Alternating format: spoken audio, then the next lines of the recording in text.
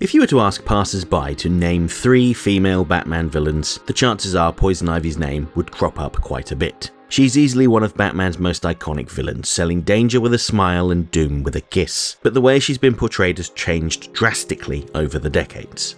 From a forgettable plant-themed seductress in the 1960s comics, to a deadly self-contained eco-warrior in Batman the Animated Series, and then a rebellious teenage environmentalist in The Batman. Poison Ivy's evolution tells us as much about the creator's priorities as it does about the character herself. What's clear is that some of these creative choices helped her to blossom, while others left her roots a little tangled. But before I get to that, it's important to first look at Poison Ivy's comic book origins to set the scene.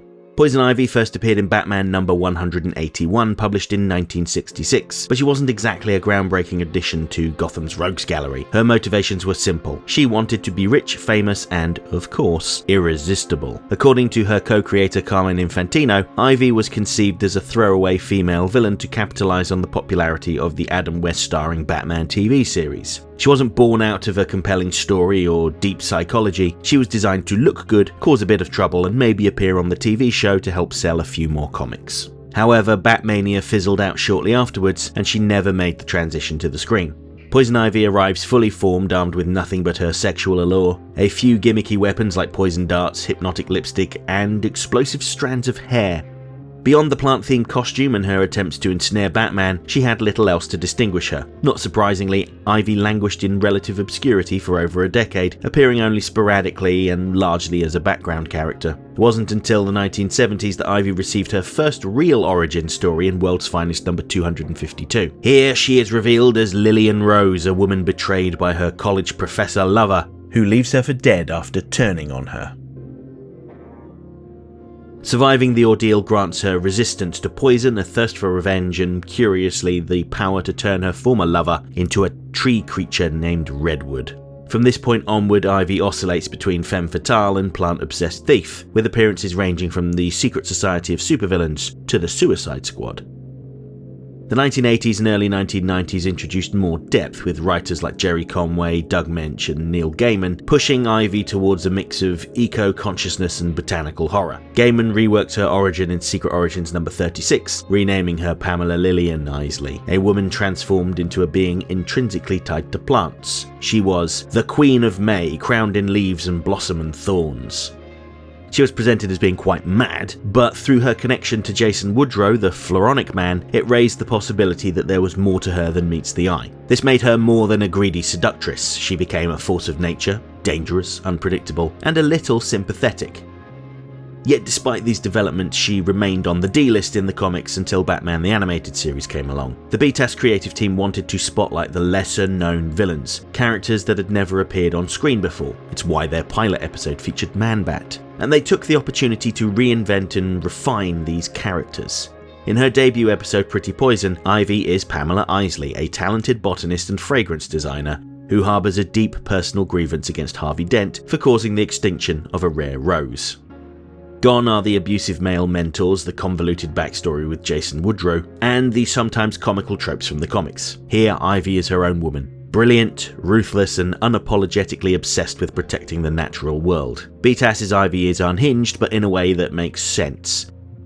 She will stop at nothing to defend her plants, employing poisons, seductive wiles, and even grotesque plant monstrosities to punish those who threaten her ideals. Episodes like House and Garden and Eternal Youth showcase Ivy at her most horrifying and inventive, while her partnership with Harley Quinn adds layers of friendship, loyalty, and subtle sexual tension that later became canonical in the comics. I would argue that BTAS defined Poison Ivy, turning a once forgettable plant-themed villain into an iconic eco-warrior and pop culture staple, a template that would influence everything from films to modern comics. This was the subject of one of my earliest videos, which I've linked to in the info button, so add that to your watch later list if you would like to hear more. By the time of the new Batman adventures, where Ivy's personality remained the same, she was given a bold redesign with pale green tinted skin that made her seem something other than human. She used her scientific knowledge to create plant-human hybrids to extort the rich, and continued her antics with Harley Quinn.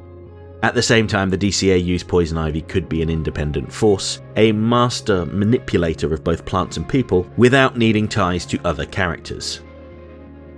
And the Batman's Poison Ivy does something slightly similar. I've spoken at length before about how the Batman's creative team went out of their way not to emulate what BTAS had done, even if it was sometimes to their detriment. But in the case of Poison Ivy, who debuted in the 3rd season, their anxiety about comparisons to BTAS seems to have subsided. And I say this because the Batman borrowed a lot from BTAS when it came to Poison Ivy, which makes sense given how they had pretty much defined the character. Their Poison Ivy still cares deeply about plants, her motivations are rooted in environmental protection, and her powers revolve around manipulating flora. She has a sharp wit, a commanding presence, and a willingness to do whatever it takes to protect the natural world. She pulls down the headquarters of polluters and takes control of Gotham's most prominent citizens in her scheme to green up Gotham. Where the Batman diverges is in making Pamela Isley a rebellious teenager, often acting impulsively and getting into trouble with the law. Her intelligence and obsession with plants remain, but they are filtered through adolescence. She is less calculating, more reactive, and a bit ineffective. Before getting her powers, Pamela Isley had worked with her friend Barbara Gordon to carry out her plans, whether it was exposing corporations that harm the environment or humiliating powerful CEOs. This youthful tie-in adds relatability for the audience, undoubtedly, and it adds a bit of variety. Most of Batman's other foes were adult males, let's not forget. But it impacts her independence as a character. The transformation into Poison Ivy is another key difference. Where the comics and BTAS initially kept her origins vague, the Batman showed exactly what happened to her. Rather than being born from years of obsession, trauma, and botanical experimentation, Isley's metamorphosis is almost instantaneous, triggered by exposure to a plant growth accelerator at the hands of the brutish criminal Trembler. Ivy had hired him to aid her in her mission, but he was unintentionally responsible for her transformation. She had used a voice scrambler to mask her identity, but once he found out he'd been working for a teenage girl, he was less than impressed.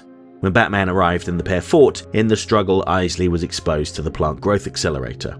The process is dramatic and visually spectacular. Her ambulance is stopped by plants that pull her away and safely cocoon her. After a period of gestation, she emerges with green-tinged skin and rose-like hair, and instantly demonstrates her powers. She can control plants, seemingly granting them sentience, like Barbara's bonsai tree, which is amusingly hostile. Where the BTAS version used her scientific knowledge to cultivate sentient plants and her abilities grew over time, this Ivy just summons them right off the bat. She doesn't need any special chemicals or a degree, she just naturally produces mind-controlling spores and can command plants with a wave of her hand. This fast-tracked origin emphasizes spectacle over narrative depth, and compresses the psychological development that made BTAS's Ivy so compelling, all in the name of keeping the pace going. And if that wasn't the perfect summary of the Batman as a whole, then really I don't know what is. This younger Ivy also suffers from what writers inadvertently create when they reimagine characters as teens. After her first 2 major stories, she has little room to grow.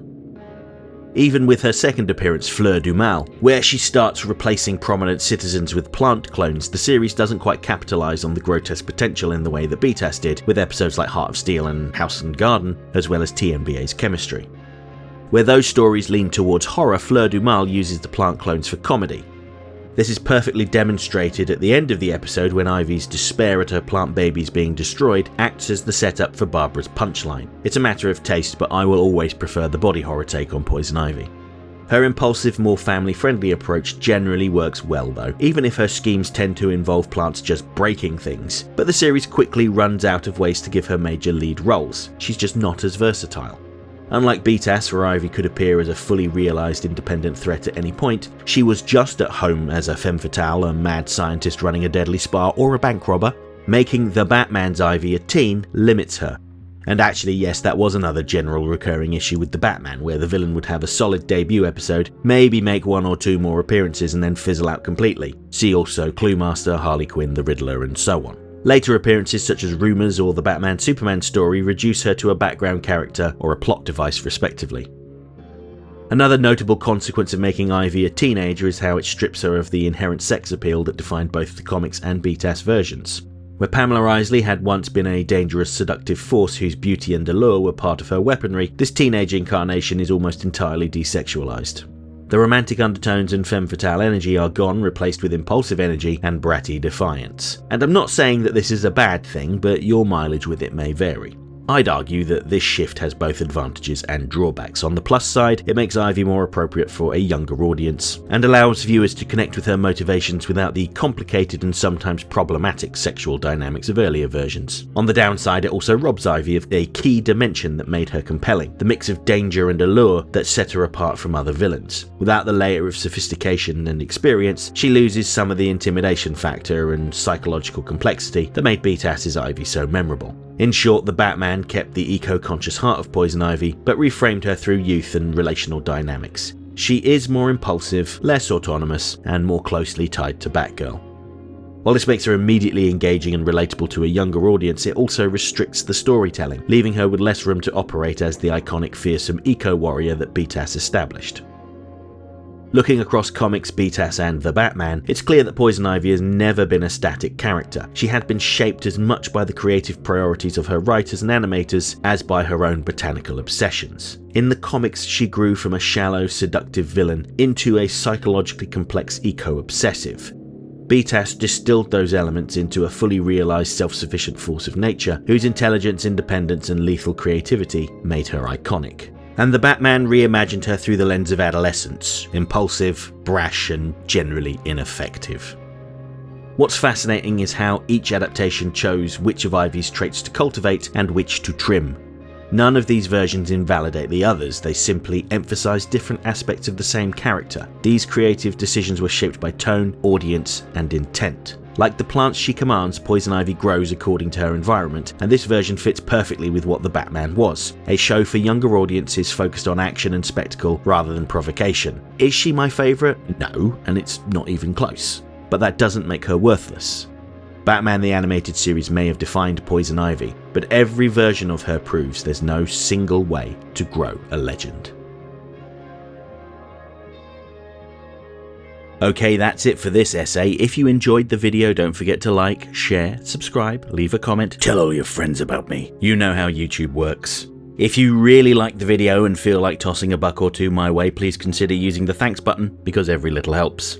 And if you have really enjoyed my work, you might want to pick up a copy of my book, Rogues Gallery. It features 22 essays on villains from Batman the Animated Series. There's a beautiful cover by Batman the Animated Series background artist John Calmette, a foreword by director Dan Reber, and a moving segment from the late Kevin Conroy sharing his thoughts on life, love and loss. Plus, an exclusive essay on the Condiment King that will never be made into a video. Rogues Gallery is available worldwide on Amazon, both digitally and in softcover. Finally, channel memberships are just $1.99 a month and give you early access to my essays, custom emojis, and your name featured on my members end screen, which has been rolling for a little while now. Huge thanks to everyone who's already part of this. You've helped to make these videos possible. If you want to see your name up here too, join the channel now.